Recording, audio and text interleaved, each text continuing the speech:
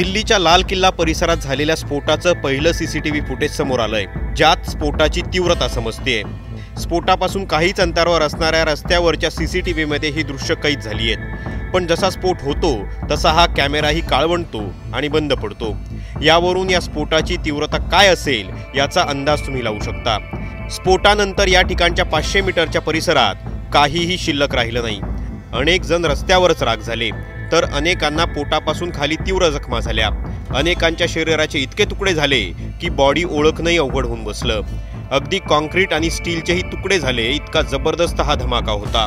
यावरून या I-20 कारमध्ये किती स्फोटकं भरलेली असतील, ती किती तीव्रतेची असतील आणि ही कार किती प्लॅनिंगने इथे आणली असेल याचा अंदाज तुम्ही लावू शकता। सुरक्षा यंत्रणांच्या नाकावर टिचून दिल्लीचं हृदय असणाऱ्या लाल किल्ला परिसरात ही आणली गेली, जिथं सर्वाधिक सुरक्षा असते। आणि स्फोटही असा घडवला की कुणाच्याही अंगावर शहारे उभे राहतील। त्यामुळे आता सुरक्षा यंत्रणांनी त्याचं तितक्याच तीव्रतेने उत्तर देणं गरजेचं आहे की ज्यामुळे शत्रू यापुढे याचा विचारही करताना थरथर कापेल। Bureau report, times now Marathi.